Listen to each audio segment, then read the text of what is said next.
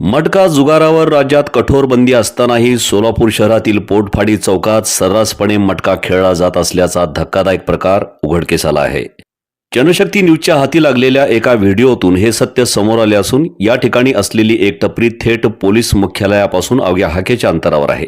तरीही कायद्याच्या रक्षकांनीच डोळे झाक केल्यासारखे वाटते आहे। पोलिसांना हप्ता सुरू आहे का असा थेट प्रश्न उपस्थित होत असून हे प्रकरण शहरातील कायद्याच्या अंमलबजावणीवर प्रश्नचिन्ह उपस्थित करत आहे।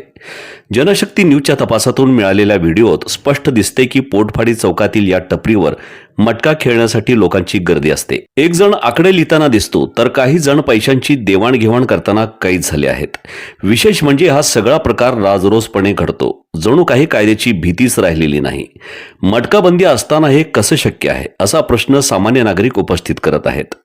पोलीस मुख्यालयापासून अवघ्या काही मीटर अंतरावर असलेल्या या जागी पोलिसांच्या गस्ती असतानाही मटका खेळ बिनधास्तपणे सुरू आहे। यामुळे पोलीस प्रशासनाच्या कार्यक्षमतेवर गंभीर प्रश्न उपस्थित होत आहेत। कायद्याचे पालन करण्यासाठी प्रवृत्त करण्याची जबाबदारी असलेल्या पोलिसांनीच या अवैध धंद्यांकडे दुर्लक्ष केले आहे का की हप्तेबाजीचा खेळ सुरू आहे असे संशयाचे ढग दाटले आहेत। शहरातील पोलीस मुख्यालयाजवळच असे धंदे सुरू असतील तर सामान्य भागात काय स्थिती असेल हे थांबवण्यासाठी कठोर कारवाईची गरज आहे। मटका जुगार हा केवळ अवैध नाही तर तो समाजातील अनेकांना व्यसनाच्या खाईत ढकलतो। राज्य सरकारने यावर बंदी घातली असतानाही अशा ठिकाणी त्याचे उघड संचालन होत असल्यानं पोलिसांच्या भूमिकेवर प्रश्नचिन्ह आहे। हे प्रकरण उघडकीस आल्यानंतर कारवाई होईल की नाही याकडे सर्वांचे लक्ष लागले आहे।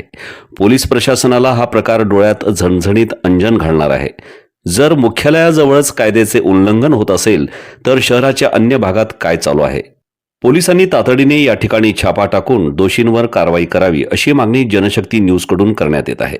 अन्यथा कायद्याच्या रक्षकांवरचा विश्वास उडेल। पाहत रहा जनशक्ती न्यूज, जनतेसाठी जनतेसोबत।